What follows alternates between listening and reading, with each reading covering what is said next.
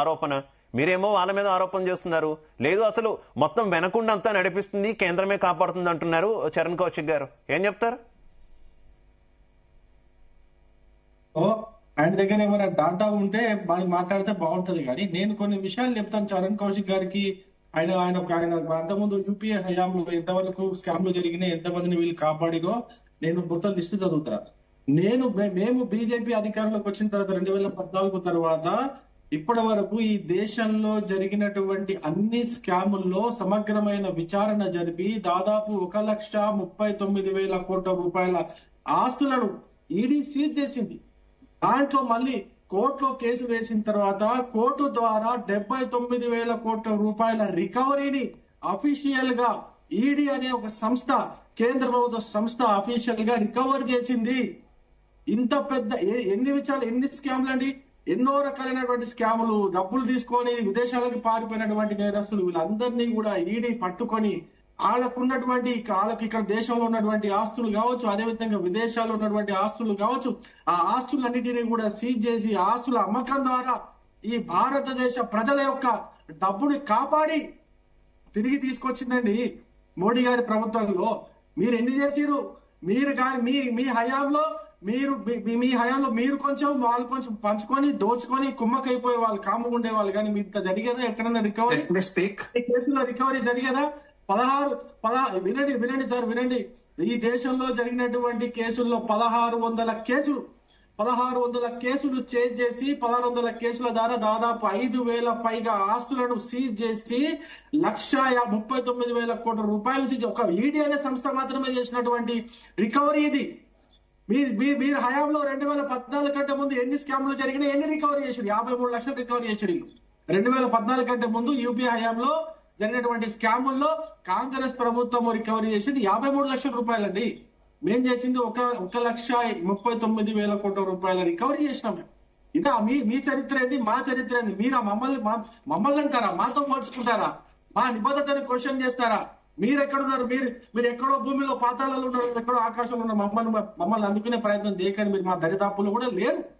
నేను మళ్ళీ కూడా చెప్తున్నాను, బీఆర్ఎస్ భ్రష్టాచార రాష్ట్ర సమితి, ఐఎన్సి ఇండియన్ నేషనల్ కాంగ్రెస్ అంటే ఐ నీడ్ కమిషన్.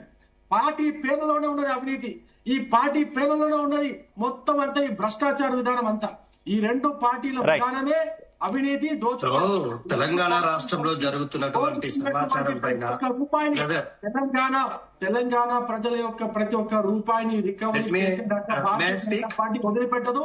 ఇప్పుడు కాదు, మళ్ళీ వచ్చే పార్టీ అధికారంలోకి వచ్చి 2014 నుంచి జరిగినటువంటి ప్రతి ఒక్క స్కామ్ లో జరిగినటువంటి దోపిడీని మేము ఓకే రవికుమార్ గారు ఓకే. దత్తాత్రేయ గారు మనకి లేటెస్ట్ అప్డేట్ అందుతుంది, సిట్ విచారణకు సంబంధించి లేటెస్ట్ అప్డేట్ అందుతుంది. రేపు మళ్ళీ విచారణకు మాజీ ముఖ్యమంత్రి బీఆర్ఎస్ అధినేత కేసీఆర్ రావాలని చెప్పి ఈ రోజు నోటీసులు ఇచ్చేందుకు సిట్ సిద్ధమవుతుంది. ఎందుకంటే ఈ రోజు ఆయన విచారణకు హాజరు కాలేనన్నారు, అందుకు అంగీకరించారు. కానీ మళ్ళీ రేపు విచారణకు రావాలని నోటీసులు ఇచ్చేందుకు సిద్ధమవుతుంది అనేటటువంటి వార్తలు వస్తున్నాయి. ఏం చెప్తారు దత్తాత్రేయ గారు? ఇది కాంగ్రెస్ పార్టీ యొక్క పిచ్చి పరాకాష్ఠకు చేరిందనడానికి నిదర్శనం అండి. ఎందుకంటే మున్సిపల్ ఎన్నికలు ముందర పెట్టుకుని ఒక పార్టీ అధినాయకుడికి 9.5 సంవత్సరాలు ముఖ్యమంత్రిగా పనిచేసిన నాయకుడిని రోడ్డు మీదకి తీసుకొచ్చి సిట్టు విచారణ పేరు మీద హింసించడము, బాధ పెట్టడం అనేటువంటిది రాక్షసానందాన్ని పొందాలనేటువంటి ప్రయత్నంలో భాగంగానే జరుగుతా ఉంది. కాంగ్రెస్ పార్టీ నాయకుల దగ్గర ఆధారాలు ఉంటే 24 నెలలుగా ఇగో కాళేశ్వరం అని, అగో ఈ కార్ రేస్ అని, ఇగో ఫోన్ ట్యాపింగ్ వ్యవహారం అని. ఏందండి ఇది? కొండని తవ్వి ఎలుకని కాదు కదా ఎంట్రుకని కూడా పట్టుకోలేరు వీళ్ళు. మేము చెప్తా ఉన్నాం, మా నిజాయితీకి గాని మేము చేసినటువంటి డెవలప్మెంట్ యాక్టివిటీస్ గాని పార్లమెంట్ సాక్షిగా ఇవాళ ఆర్థిక సర్వే చాలా స్పష్టంగా చెప్పింది. తెలంగాణ రాష్ట్రము టాప్ 4 స్టేట్ గా ఎస్టాబ్లిష్ అయింది, ఫ్లోరిష్ అయింది అనేటువంటి దానికి కారణం ఏంటంటే గతంలో ముఖ్యమంత్రి కేసీఆర్ గారు తీసుకున్న నిర్ణయాలు ఇవాళ తెలంగాణ రాష్ట్రం ఈ స్థాయిలో నిలబెట్టినాయి. ఇక అభివృద్ధి విషయాలలో ప్రజలకు ఇచ్చిన హామీలను నెరవేర్చలేక, మున్సిపల్ ఎన్నికల్లో మమ్మల్ని తట్టుకోలేక మా పైన ఈ చిల్లర రాజకీయాలు, బురద రాజకీయాలు ఏందండి నాకు అర్థం కాదు. ప్రభుత్వం పైన ప్రజలు తిరగబడే రోజు ఎక్కువ దూరంలో లేదు. ప్రజలు కాంగ్రెస్ పార్టీ ఈ రాష్ట్రంలో రోజులు దగ్గర పడ్డాయి. తెలంగాణ ప్రజలు హామీల విషయంలో అడుగుతుంటే నోట్లకు ప్లాస్టర్లు వేసేటువంటి ప్రయత్నం చేస్తారు. యూనివర్సిటీల విషయంలో విద్యార్థులు నిరుద్యోగులు వచ్చి మా ఉద్యోగాలు ఏ నాయన అంటే ప్లాస్టర్లు వేసే ప్రయత్నం చేస్తారు, ముందస్తుగా అరెస్టులు చేసే ప్రయత్నం చేస్తారు. ప్రతిపక్ష నాయకుల వాళ్ళ అవినీతి బాగోతాలని బయట పెడితే ఒక అవినీతి అండి మేము బయట పెట్టింది. వరుసగా చూసుకుంటే ఒక కొండా సురేఖ గారి కూతురే చెప్పింది కదా, ముఖ్యమంత్రి గారి ప్రధాన అనుచరుడు ఒక సిమెంట్ ఫ్యాక్టరీ యజమాని తలపైన గన్ను పెట్టి సస్తావా మా పర్సెంటేజ్ ఇస్తావా అనే స్థాయికి దిగజారిందంటే, కొండా సురేఖ గారు పొంగులేటి శ్రీనివాసరెడ్డి గారు సమ్మక్క సారక టెండర్ల విషయంలో వీధిన పడి మాట్లాడుకున్న అంశాలు మనం చూసినాం కదా. కోమటిరెడ్డి గారి బ్రదర్స్ విషయంలో మనం చూసినాం, టెండర్ల విషయంలో. ఇవాళ జూపల్లి కృష్ణారావు గారి విషయంలో చూస్తా ఉన్నాం, ముఖ్యమంత్రి గారికి హాలోగ్రామ్ విషయం. అది కాదు దత్తాత్రేయ గారు, ఇవన్నీ కాదు ఒక్కసారి మనం ఎప్పుడు డిబేట్ నిర్వహించుకున్నా, ఏ ఛానల్లో డిబేట్ జరిగినా, ఎక్కడ జరిగినా వస్తున్న ప్రతి గెస్ట్ కూడా మేమే తొలి బాధితులు అని చెప్తున్నటువంటి పరిస్థితి కదా. ఇప్పుడు మనకి ప్రొఫెసర్ గాలి వినోద్ కుమార్ గారు కూడా చెప్పారు, నా ఫోన్ కూడా ట్యాప్ అయింది అని అంటున్నారు. ప్రముఖులు అప్పుడు ఎంపీలుగా ఉన్నవాళ్ళు, ఎమ్మెల్యేలుగా ఉన్నవాళ్ళు వాళ్ళంతా కూడా మా ఫోన్లు ట్యాప్ అయ్యాయి అంటున్నారు. ఇంతమంది ఫోన్లు ట్యాప్ అవ్వడం, అసలు ట్యాపింగ్ జరిగిందా లేదా, ఆ పాయింట్ క్లియర్ చేయండి మీరు. ఒకటి వినండి సార్, నేనేమంటున్నా, ఫోన్ ట్యాపింగ్ వ్యవహారం అనేటువంటిది విచారణలో ఉన్నటువంటి అంశం. ఇవాళ ప్రొఫెసర్ గాలికి వినోద్ కుమార్ గారి ఫోన్ ట్యాపింగ్ జరిగిందా, లేకపోతే కౌశిక్ జరిగిందా, దత్తాత్రేయ జరిగిందా, I am not the person to reveal it. The investigation authority they are doing the job. వాళ్ళు they are going to tell them. వాళ్ళు అటాక్ పెట్టాలి కదా, అవుట్కమ్ రానివ్వండి, ఎవరిది జరిగింది ఎవరు జరగలేదు. ఇవాళ ప్రతి ఒక్కరు గత ప్రభుత్వం మీద వాళ్ళకి అభిప్రాయ భేదాలు ఉండొచ్చు, నచ్చొచ్చు నచ్చకపోవచ్చు. వాళ్ళ వ్యక్తిగత అంశాలని ప్రభుత్వాలపైన రుద్దే ప్రయత్నం చేయడం, నాయకులపైన రుద్దే ప్రయత్నం చేయడం, పార్టీలని ముద్దాయిగా నిలబెట్టే ప్రయత్నం చేయడం. ఇవాళ అధికారంలో ఉన్నటువంటి పార్టీ నాయకుడు కడిగిన ముత్యమైతే నిజంగానే ఆయన చాలా ధన్యుడు, లేకపోతే వీరుడు, విధేయుడు అంటే మనం మాట్లాడొచ్చండి. రెడ్ హ్యాండెడ్ గా నోట్ల కట్టలతో దొరికిపోయిన నాయకుడు ముఖ్యమంత్రిగా ఉండి, ఒక వీధి రౌడీ లాగా బిహేవ్ చేసినటువంటి నాయకుడు ఇవాళ తెలంగాణ రాష్ట్రానికి ముఖ్యమంత్రి అయిండు. విలువలు లేని నాయకుడు ఇవాళ ముఖ్యమంత్రి అయిండు. తెలంగాణ రాష్ట్రం మీద అవగాహన లేని నాయకుడు ముఖ్యమంత్రి అయిండు. ఇవాళ ఢిల్లీలో జలవనరుల శాఖకు మధ్య అక్రమ నిర్మాణాలపైన, అక్రమ నీటి దోపిడీలపైన చర్చ జరుగుతూ ఉంటే ఆ చర్చకు ప్రాధాన్యత ఉండకూడదని ఇవాళ ఈ సుట్టు నోటీసుల వ్యవహారం జరుగుతా ఉంది. దానిపైన చిత్తశుద్ధి ఉందా అండి? కృష్ణా నది జలాల వాటా విషయంలో మాట్లాడే దమ్ము లేదు, వాటి మీద పోరాడేటువంటి ధైర్యం లేదు. కానీ గతంలో ముఖ్యమంత్రిగా కేసీఆర్ గారు కృష్ణానది జలాల్లో సెక్షన్ 3 సాధించి పాలమూరు రంగారెడ్డి ప్రాజెక్టుని 90% పూర్తి చేసినాం. ఇవిటి మీద మాట్లాడమని అంటుంటే వాళ్ళ అవినీతి ఎక్కడ బయటపడుతుందో, వాళ్ళ అసమర్థత ఎక్కడ బయటపడుతుందో అని చెప్పి మాకు నోటీసులు ఇవ్వడము, ఈ చిల్లర రాజకీయం ఏందండి? నాకు అర్థం కాదు. దిక్కుమాలిన రాజకీయం. కౌశిక్ గారు కేవలం చిల్లర రాజకీయం చేస్తున్నారు. మాజీ ముఖ్యమంత్రిని వయసుతో వయోభారంతో ఇబ్బంది పడుతున్నటువంటి నేతను, ఉద్యమ నేతను ఇబ్బంది పెడుతున్నారు. ఇవి ఆరోపణలు. అల్లుని ఫోన్ ట్యాపింగ్ చేసి మీరు విలువల గురించి మీరు మాట్లాడతారు. తెలంగాణ రాష్ట్ర సర్పంచ్ వర్గాల భార్య భర్తల ఫోన్లు ఇన్నోళ్ళు మీరు విలువల గురించి మాట్లాడతారా? ఇవి నాకు అర్థంగా ఎవరు కృష్ణా జలాలు మీరు చెక్ చేద్దామంటే తండ్రి కొడుకులు అంతా పారిపోయి మీరు కృష్ణా జలాలకు తీవ్ర అన్యాయం చేసింది మీరు, మేం కాదు. మీరు తెలంగాణ సమాజాన్ని తప్పదారి పడించే ప్రయత్నం ఎందుకు మరి చెక్ చేయాలి? అంత ధైర్యం ఉన్నాడు కేసీఆర్ గారు. ఎందుకు పారిపోయాడు? పిల్లలు చూసుకున్నారు, పిల్లలు పారిపోయారు, తండ్రి పారిపోయారు, ముగ్గురు కలిసి పారిపోయారు. ఏనాడు పాలమూరు రంగారెడ్డి 90% పూర్తయినా అది ఏమైనా అర్థం ఉందా? 23,000 కోట్ల రూపాయలు ఖర్చు పెట్టింది, 55,000 కోట్ల రూపాయలు ఖర్చు పెట్టాలా? 25% పూర్తయింది, ఇంకా అంచనాలు పెరిగిన 8,000 కోట్లు అని చెప్పి అంచనాలు పెడతారా? పచ్చి అబద్ధాలు ప్రచారం చేసే ప్రయత్నం బీఆర్ఎస్ పార్టీ చేస్తుంది. అరే ఫోన్ ట్యాపింగ్ జరిగిందని సొంత కూతురు చెప్తుంటే నాకు అర్థంగా కడతారు. కొత్త కూతురు ఫోన్ ట్యాపింగ్ చేశాక వీళ్ళట సచిన్లు మా అంత సచిన్లు అని చెప్తా ఉన్నారు. అమర్జ్యోతి నుంచి అంబేద్కర్ విగ్రహం వరకు, సెక్రటరీ నుంచి సీతారాం రాయుడు వరకు, ప్రగతి భవన్ నుంచి పాలమూరు రంగారెడ్డి వరకు, కలెక్టర్ నుంచి అదేవిధంగా కాళేశ్వరం వరకు, మిషన్ భగీరథ నుంచి మిషన్ కాకతీయ మొత్తం పెద్ద ఎత్తున అవినీతి పాల్పడరని చెప్పి కలంకుల కవిత గారు చెప్తారు. సార్ మీరు చెప్పింది కాదు, మీ పార్టీలో ఎమ్మెల్సీ ఎంపీఏ పని చేసిన కలంకుల కవిత గారు చెప్తా ఉన్నారు. ఎక్కడ పెట్టుకోవాలో అర్థం చేసుకోండి. మీరంతా చేసిన పాపాలని కాంగ్రెస్ ప్రభుత్వం ఆపాదిస్తే నాకు అర్థం కాక అది ఉదయనాథులు అయితే ఫోన్లు ట్యాప్ చేస్తారా? ఉదయనాథులు అయితే భార్య భర్తలు మాట్లాడే ఫోన్లు ఇంటర్ అయింది. మరి నాకు అర్థం కాదు. మీరు చేసిన తప్పని మీరు చేసేదో నోటీసులు మేమే ఇచ్చినట్టు 9 సీట్లు వేసి ఏమేసారు సీట్లకు సంబంధించి రిపోర్టే బయట పెట్టలేదు. అదే కాకుండా భారతీయ జనతా పార్టీ ఇంత చెప్తుంది సార్. ఏమైంది సార్ వివేకానంద కేసు? మరి సిబిఐ ఏమైంది సార్? ఈ వివేకానంద గారి కేసు ఏమైంది? అవినాష్ గారు ఎప్పుడు చేస్తారు? తర్వాత ఆంధ్ర రాష్ట్రంలో రథం దగ్గర అయితే సిబిఐకి ఇచ్చిన అది ఏమైందో తెలియదు. ఐఏఎస్ ఎమ్మెల్యే కేసు 19 సంవత్సరాలు పట్టింది. 10,978 కేసులు సిబిఐ కేసులు పెండింగ్ ఉన్నాయి సార్. 25 మంది భారతీయ జనతా పార్టీ జాయిన్ అయితే 23 మంది క్లీన్ చీట్ ఇచ్చారు. వీళ్ళు ఏదో మొత్తం దేశాన్ని ఉద్ధరించడం మాట్లాడితే 18 లక్షల లోన్లు రైట్ ఆఫ్ చేసింది సార్. వీళ్ళ ఆయనలో కాంగ్రెస్ ప్రభుత్వం వచ్చిన తర్వాత 2004 నుంచి 2014 1,61,326 కోట్ల రూపాయలు రికవరీ చేసిన బ్యాంకులు. ఒక్క రూపాయలు రికవరీ చేసిన మీరు, ఒక్క రూపాయి రికవరీ చేయకుండా 18 లక్షలు రైట్ ఆఫ్ చేసి పెట్టుబడిదారులు మేలు చేసింది మీరు, మేం కాదు. భారతీయ జనతా పార్టీ, భారతీయ జూమ్లా పార్టీ బ్రిటిష్ జనతా పార్టీగా మారి భారతీయ ఎన్డీఏ అంటే national development for Adani Ambani కోసం కాంగ్రెస్ ప్రభుత్వం పనిచేయడంలే. మీరు చేసిన అదాని కోసం, అంబానీ కోసం అదే కాకుండా ఈడీ సిబిఐని వాడుకొని మీరు రాజకీయ పాపం గడిపి తప్ప కాంగ్రెస్ పార్టీ ఇలాగ మీరు ఏమైనా స్వచ్ఛందంగా వ్యవహరించారా? మన్మోహన్ సింగ్ గారు ఉన్నప్పుడు ఆనాడు జీడీపీ అయింది, ఈ రోజు జీడీపీ అయింది. ఆనాడు రూపాయి అయింది, ఈ రోజు రూపాయి అయింది. నాకు అర్థంగా కడతా ఆ రోజు పేదరికి అయింది, ఈ రోజు పేదరికి. ఆనాడు అప్పుడేంది, ఈనాడు అప్పుడు చర్చ చేద్దామంటే మేము చర్చ చేయడం ప్రభుత్వం సిద్ధంగా ఉంది రండి అసెంబ్లీ కంటే. అసెంబ్లీకి భారతీయ జనతా పార్టీ ఉన్నారు, వచ్చి వాళ్ళేదో నామకే వాసు వాళ్ళు వరుస్తారు, బీఆర్ఎస్ పార్టీ వాకౌట్ చేసి వెళ్ళిపోతారు. అంశం మీదే సబ్జెక్ట్ మీరు డిసైడ్ చేసుకొని సింగరేణి కాదు, తెలంగాణ రాష్ట్ర అప్పులు కాదు, హామీలు కావచ్చు, తర్వాత ఏదైనా స్కీమ్స్ కావచ్చు, అన్ని మీరు చెక్ చేద్దాం. మీరు పారిపోతారు సబ్జెక్ట్ మీరు డిసైడ్ చేసుకోండి. అరే టీఓపీ అనుమతి ఏంటి సార్? టీఓపీ అనుమతి ఎప్పుడు ఇస్తాం చెప్పండి? ప్రధానమంత్రి ఎందుకు ఇస్తారండి? మరి కావాల్సిన 24 గంటల కేసు పెట్టాలి, ఎందుకు పెట్టలేదు మరి? అరే మీరు కేసు పెట్టారు, అదే టీఓపీ అనుమతి తీసుకున్నారు. మీరు పెద్ద పెద్ద మాటలు మాట్లాడితే ఎట్లా? నాకు అర్థం కాకడతా భారతీయ జనతా పార్టీ ఎందుకంటే మాట్లాడి అనవసరంగా మాట్లాడి అన్ని అంశాలు ప్రభుత్వ రంగ సంస్థలు విపరీత అమ్మినోళ్ళు, అదాని బొగ్గు మొత్తం 5,000 కోట్ల రూపాయలు మేలు చేసిన మీరు ఈ దేశంలో అంతా సర్వనాశనం చేసింది మీరు. కాకపోతే ఏదో మీరేదో ఉద్ధరిస్తే కాంగ్రెస్ పార్టీ మొత్తం ఎక్కడ ఏమైంది సార్? బొగ్గు సంబంధించి స్కామ్ సుప్రీంకోర్టు క్లీన్ సీట్ ఇచ్చింది, 2G స్పెక్ట్రమ్ క్లీన్ సీట్ ఇచ్చింది. దాన్ని వాడుకొని నరేంద్ర మోడీ గారు ప్రధానమంత్రి అయింది తప్ప కాంగ్రెస్ పార్టీ ఒక స్కామ్ జరగలేదు, నిర్ధారణ అయింది కదా. కాంగ్రెస్ ప్రభుత్వంలో యూపీఏలో ఉన్న వాళ్ళని రాజా గారిని కనిమని గారిని జైల్లో పెట్టింది, అది కాంగ్రెస్ పార్టీ.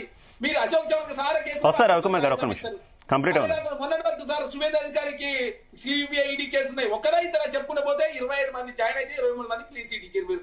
అరే అవినాష్ రెడ్డి గారు అరెస్ట్ చేయలేకపోయారు, ఈయనలో భారతీయ జనతా పార్టీ మాట్లాడతారు సిబిఐ మీద పేద విశ్వాసం ఉన్నట్టు. మీరు రాజకీయ పాపం గడిపే ప్రయత్నం దయచేసి మానుకోండి. 10,937 కేసులు ఉన్నాయి పెండింగ్. మరి అవన్నీ క్లియర్ ఎప్పుడు చేస్తారు చూడండి. ఓకే వినోద్ కుమార్ గారు ఇప్పుడు డిఓపీ అనుమతి ఇప్పియాలని చెప్పి కాంగ్రెస్ పార్టీ కోరుతా ఉంది. తర్వాత సిబిఐ సంబంధించి కాళేశ్వరం విషయంలో 24 గంటల కేసు నమోదు చేస్తారు, కేసు నమోదు చేయలేదు. ఆంధ్రకి ఇచ్చి 59,000 కోట్ల రూపాయలు బీహార్కి ఇచ్చి తెలంగాణ రవికుమార్ గారు ఒక్క నిమిషం, మీ వాయిస్ క్లియర్ గా లేదు, కట్ అవుతుంది. నేను మీ దగ్గరకు వస్తా, మీ వాయిస్ క్లియర్ గా లేదు, ఒక్క నిమిషం ప్లీజ్. చాలా ఉన్నాయి. అదే కుంభమేళ జాతీయ హోదా ఇస్తారు, మా సమ్మక్క సారకు 3 కోట్ల రైట్. ఓకే కౌశిక్ గారు కనిపోయింది సార్. ఏ అంశం మీద చర్చ చేద్దాం రండి అసెంబ్లీ కంటే. అసెంబ్లీలో చర్చ చేయకుండా ఒకటి బయట ఉండి ఏది పద్ధతి మాట్లాడితే ఎట్లయితుంది? రైట్ ఓకే కౌశిక్ గారు. వినోద్ కుమార్ గారు అసలు ఫోన్ ట్యాపింగ్ కేసుకు సంబంధించి నిర్దిష్టమైనటువంటి ఆధారాలు లేవు. ఆధారాలు నిజంగా ట్యాపింగ్ అంటే కాంగ్రెస్ నాయకులు ఆరోపించడం మాత్రం ఆధారాలు ఇప్పటికే చెరిపేశారు, వాటన్నింటినీ మూసిలో పడేశారని కొన్నాళ్ళన్నారు, కాల్చేశారని ఇంకొన్ని వ్యాఖ్యానాలు చేశారు. అసలు ఆధారాలే లేనటువంటి కేసుని కేవలం రాజకీయంగా వాడుకుంటున్నారు తప్పితే ఇందులో అంతిమంగా తేలేది ఏం లేదు అనేది చాలా మంది చెప్తున్నటువంటి అంశం. ఏమంటారు వినోద్ కుమార్ గారు ప్లీజ్? నేను అదే అంటున్నా. నేను ఏమంటున్నానంటే ఇప్పుడు వాళ్ళ 6 గ్యారంటీలు 400 హామీలు ఏవైతే నెరవేర్చకుండా ఎన్నికలు పోతున్నారో ప్రజలు నిలదీస్తారు. నిలదీయడానికి పెద్ద ఆయుధం అది. సో ఆయుధాన్ని డైవర్ట్ చేసే పాలిటిక్స్ లో భాగంగానే ఇవి జరుగుతున్నాయి తప్ప నిజంగా చిత్తశుద్ధి ఏ పార్టీకి లేదు. నేను చెప్తున్నాను, గతంలో కాంగ్రెస్ పార్టీకి చిత్తశుద్ధి లేదు. సుదీర్ఘకాలంగా ఈ దేశాన్ని పరిపాలించిన కాంగ్రెస్ పార్టీ గాని, బీజేపీ పార్టీ గాని, 10 ఏళ్ళు పరిపాలించిన బీఆర్ఎస్ పార్టీ కానీ, ఈ పార్టీలకు చిత్తశుద్ధి ఉంటే నిజంగానే అవినీతి రహిత సమాజాన్ని నిర్మించాలనుకుంటే ఇప్పుడు నేను రెడీ ఉన్న ఆర్పీఐ పార్టీ అధ్యక్షునిగా నేను రెడీ ఉన్న నా ఆస్తులు నా వివరాలన్నీ టోటల్ బయట పెట్టడానికి రెడీగా ఉన్నా. వాళ్ళు రెడీగా ఉన్నారా? వాళ్ళ ఆస్తులు ఎంత, వాళ్ళ రాజకీయాలకు రాకముందు ఆస్తులు ఎంత, ఇప్పుడున్న ఆస్తులు ఎంత, ఒక్కసారి విచారణ చేపడితే ఎంత అవినీతి జరిగిందో అర్థమవుతుంది. ఇప్పుడు ఆ రేవంత్ రెడ్డి కావచ్చు, రామచంద్రరావు కావచ్చు, లేకపోతే కేసీఆర్ కావచ్చు, ఈ 3 అధ్యక్షులు ఉన్నారు కదా, ఈ 3 అధ్యక్షులు వాళ్ళు ఎట్లా సంపాదించారో ఆస్తులని, ఏ రకంగా ఈ ప్రభుత్వాలను నడిపిన వాళ్ళు కానీ, ప్రస్తుతం కేంద్రంలో కానీ రాష్ట్రంలో కానీ ప్రభుత్వం నడుపుతున్న పార్టీలు కానీ వాళ్ళ ఆస్తుల వివరాలు చెప్పమనండి. రాజకీయాలకు రాకముందు, ఇప్పుడు వచ్చిన తర్వాత ఇదొక్కటి చాలు బయటపడడానికి, వీళ్ళ అవినీతి భాగవతం అంతా బయట పెట్టడానికి. సో కాబట్టి ఇవాళ అందరూ ఏమంటారు, అది కోడి కూర, అందరూ బ్రాహ్మణులే గాని కోడిట్లా మయమైంది అనేది సామెత ఉన్నట్టుగా వీళ్ళంతా నీతి గురించి మాట్లాడుతున్నారు. మరి నీతి గురించి మాట్లాడుతుంటే విపరీతంగా ఇంత దోపిడీ జరుగుతుంది, లక్షల కోట్ల దోపిడీ జరుగుతుంది. వీళ్ళంతా నీతిమంతులైతే లక్షల కోట్ల దోపిడీ ఎట్లా జరిగింది? ఇవాళ తెలంగాణలో 24 లక్షల ఎకరాల భూములు, పేదల భూములు, అసైన్డ్ భూములు 20 లక్షల ఎకరాల వరకు మొత్తం కబ్జా గురైపోయినాయి. మొత్తం ధరణి పేరు మీద అక్రమాలు చేశారు. ఇలా భూభారతి వచ్చి కూడా ఏమి చేయలేదు. వాళ్ళకి ఇంతవరకు ఇవ్వలేదు. వాళ్ళకు పట్టాలు భూమి హక్కులు కల్పిస్తానే ఇవ్వలేదు. 20 లక్షల ఎకరాల పేదల భూములు కొట్టేసిన చరిత్ర ఏవది? అదే ఇందిరాగాంధీ గారు ఇచ్చింది ఆ భూములు. భూములు ఇచ్చింది ఎవరు? ఆ రోజు ఇందిరాగాంధీ గారు ఇచ్చారు భూములు, 24 లక్షల ఎకరాల భూములు ఇచ్చింది. పాపం ఆమె ఒక గొప్ప కమిట్మెంట్ తోని పేదరిక నిర్మూలన, గరీబీ హఠావు నినాదంతో ఇవాళ పేదరిక నిర్మూలన చేయాలని ఇచ్చిన భూములను ఇవాళ కొలగొట్టింది ఎవరు? ఆ భూములన్నీ తెలంగాణ ప్రజలకు ఇచ్చిన భూములను ఇవాళ ఈ తెలంగాణ ప్రజలకు, తెలంగాణకు ఇవాళ ఇంతమంది త్యాగాలు చేసి 1200 మంది పైగా త్యాగాలు చేసిన తర్వాత వచ్చిన తెలంగాణను దోపిడీ చేసింది ఎవరు? ఉమ్మడి ఆంధ్రప్రదేశ్ కంటే తెలంగాణ విపరీతమైన భూ దోపిడీ కానీ, విపరీతమైన సంపద దోపిడీ కానీ జరిగింది. తెలంగాణ వచ్చిన తర్వాత దానికి బాధ్యత వహించరా? దానికి బీఆర్ఎస్ కానీ ఇప్పుడున్న కాంగ్రెస్ కానీ బాధ్యత వహించదా? ఇవాళ మొత్తం భూస్వాములు, పెట్టుబడిదారులకు ఉపయోగం జరుగుతుంది. ఇప్పుడు 9 టెండర్లు ఎవరి కోసం అండి? 9 టెండర్ల విషయంలో ఇవాళ జరుగుతున్న లావాదేవీలు అక్కడ మంత్రులు చేయలే, ఇద్దరు మంత్రుల మధ్య జరుగుతున్న కొట్టాడు కదా అది. అవినీతిలో చివరిగా వినోద్ కుమార్ గారు కంక్లూడ్ పాయింట్ చెప్పండి. అసలు ఈ కేసులో మీరు ఏం డిమాండ్ చేస్తున్నారు? ఏ కేసు అయినా సరే, మనం రాజ్యాంగం రాసుకున్నాము, చట్టాలు రూపొందించుకున్నామండి. ఏ కేసు అయినా చట్టం ముందు అందరం సమానమే అని చెప్పేసి మన రాజ్యాంగం ఉంది, చట్టంలో ఉంది. సో కేసుల విషయంలో ఎవరైనా సమానమైనప్పుడు సామాన్యునికి ఎవరో చిన్న చిన్న దొంగతనాలు చేసి, చిన్న చిన్న నేరాలు చేస్తే మీరు జైల్లో పెడుతున్నారు సుదీర్ఘకాలంగా. ఇవాళ మొత్తం 85% అందులో జైల్లో ఉన్నదంతా కూడా చిన్న చిన్న నేరస్తులు, చిన్న చిన్న తప్పులు చేసిన వాళ్ళు. మరి ఇంత పెద్ద స్కాములు చేసుకుంటా, దేశాన్ని భ్రష్టు పట్టించుకుంటా, ఈ రాష్ట్రాలను భ్రష్టు పట్టించుకుంటా ఇవాళ దుర్మార్గ పరిపాలనను కొనసాగిస్తున్న వాళ్ళ మీద ఎక్కడ జరుగుతుందంటే మరి న్యాయ వ్యవస్థ కూడా దీన్ని బాధ్యత వహించాలిగా. వాళ్ళ న్యాయ వ్యవస్థ కూడా ఎన్ని కేసులు పెండింగ్ లో ఉన్నాయి. ఇప్పుడు ఈ అవినీతి కేసులలో 10,000కు పైగా కేసులు పెండింగ్ లో ఉన్నాయి. మరి న్యాయ వ్యవస్థ కూడా సీరియస్ గా సుప్రీంకోర్టు జోక్యం చేసుకోవాలి. రవికుమార్ గారు కంక్లూడ్. వాయిస్ చిన్నగా వస్తుంది శివ. కంక్లూడ్ పాయింట్ చెప్పండి ప్లీజ్. కంక్లూజన్ పాయింట్ ఏం లేదు. ఈ ఫోన్ ట్యాపింగ్ విషయంలో కేసీఆర్ గారికి నోటీసులు ఇచ్చినంత మాత్రాన ఈ యొక్క కేసుని ఒక కొలిక్కి తీసుకొచ్చే ప్రయత్నం కాంగ్రెస్ పార్టీ చేయదు. ఎప్పుడు కావాలంటే అప్పుడు అపోజిషన్ పార్టీని ఇబ్బంది పెట్టడానికి వాళ్ళు వాడుకునే దాన్ని పెట్టుకుంటారు, పక్కన పెట్టుకుంటారు. కానీ దాని మొత్తానికి ఎవరికైతే తీసుకురారు నిజానిజాలు తెలియదు పార్టీ ఇప్పటికీ చేయదు. ఈ ఒక్క కేసే కాదు, దీంతో పాటు అనేక కేసులు స్టార్ట్ చేస్తే కాళేశ్వరం స్కామ్ దాకా ఎన్ని కేసులు అయితే అన్ని కేసులు కూడా కాంగ్రెస్ పార్టీ వాళ్ళు టిఆర్ఎస్ పార్టీతో కుమ్మక్కైపోయి వీళ్ళు దోచుకుంటున్న డబ్బుని వీళ్ళు దాచుకుంటారు, వీళ్ళు పంచుకుంటారు. అంతే తప్పితే రికవరీ చేయరు అనేది చాలా స్పష్టంగా తెలంగాణ ప్రజలందరికీ కూడా తెలిసిన విషయమే. అయితే ఇంతకు ముందు జగన్ కౌశిక్ గారు మాట్లాడుతూ ఈ దేశంలో ఇన్ని స్కామ్లు జరిగినాయి అని చెప్పేసి నేను చెప్తే ఈ స్కామ్లలో ఎంత రికవరీ అంటే ఆయన ఒప్పుకుంటాడు కదా ఈ స్కాములన్నీ కూడా జరిగినాయి అని చెప్పేసి. జీడిపి గురించి మాట్లాడుతున్నాడు, $1 గురించి మాట్లాడుతున్నాడు. ఇంత బాగా గొప్పలు చెప్పుకుంటున్నటువంటి కాంగ్రెస్ పార్టీ ప్రతినిధి మరి దేశం మొత్తం మీద ఒక్క రాష్ట్రంలో కూడా కాంగ్రెస్ పార్టీకి ఓటు పట్టలేదే, ఒక్క రాష్ట్రంలో కూడా కాంగ్రెస్ పార్టీకి అధికారం రావట్లేదే. మరి దీని గురించి ఏం చెప్తాడు? ఇవన్నీ మాట్లాడు. ఒక ఏ టు Z స్కామ్స్ జరిగినాయి, A to Z బాంబు జరిగినాయి. A to Z ఆ సిటీ పేరు అక్కడ ఉగ్రవాద దాడులు జరిగినాయి. ఇంత దారుణంగా ఈ యొక్క దేశాన్ని సర్వనాశనం చేసి మళ్ళీ సిగ్గు లేకుండా కాంగ్రెస్ ప్రతినిధులు టీవీ ఛానల్కి వచ్చి మేము గొప్పలు చేస్తామని చెప్పుకుంటుంటే కనీసం కొంచెమన్నా కూడా నాకు ఇప్పుడు నేను గురువిని తగ్గించా నేను నల్లకున్న నాకేం సిగ్గు అన్నట్టు ఉన్నది కథ ఇదంతా. మరి ఉంటే అంత బాగా చేసి ఉంటే మరి దేశంలో ఏ రాష్ట్రాల్లో ఎందుకు కాంగ్రెస్ పార్టీ అధికారంలో రావట్లేదు, ఎందుకు ఓట్లు వేయట్లేదు అనేది కాంగ్రెస్ పార్టీ ప్రతినిధి అర్థం చేసుకోవాలి, ఆలోచన చేసుకోవాలా. ఎన్ని స్కాములు అండి, ఎన్ని వేల లక్షల కోట్ల రూపాయలు దోచుకున్నారు. మీకు కామన్వెల్త్ స్కీమ్ గురించి, కామన్వెల్త్ పోటీల్లో జరిగినటువంటి స్కామ్ గురించి చెప్తే మీరు నవ్వుతారు. ఫ్రిడ్జ్ కి ఒక రోజు కిరాయికి 15,000 రూపాయలు కొత్త ఫ్రిడ్జ్ వస్తుంది. ఆ స్టేడియంలో ఫ్రిడ్జ్ పెడితే ఒక రోజు కిరాయి 15,000 రూపాయలు వసూలు చేసి వీళ్ళు అంత పెద్ద స్కామ్ జరిగింది. ఆ 15,000 రూపాయలకి ఇంకో 15,000 రూపాయలు యాడ్ చేస్తే కొత్త ఫ్రిడ్జే వచ్చేది. అటువంటి స్కాములు ఎన్ని చెప్పుకోవాలా? చెప్పుకుంటూ పోతే పరువు పోతుంది, ఈ దేశం పరువు పోతుంది అని చెప్పేసి మేము పెద్దగా గట్టిగా మాట్లాడలేదు. ఇంకో విషయం మీకు తెలుసా అండి, 2G స్పెక్ట్రమ్ స్కామ్ గురించి మాట్లాడతారు. 2G స్పెక్ట్రమ్ స్కామ్ లో రికవరీ జరగలేదా?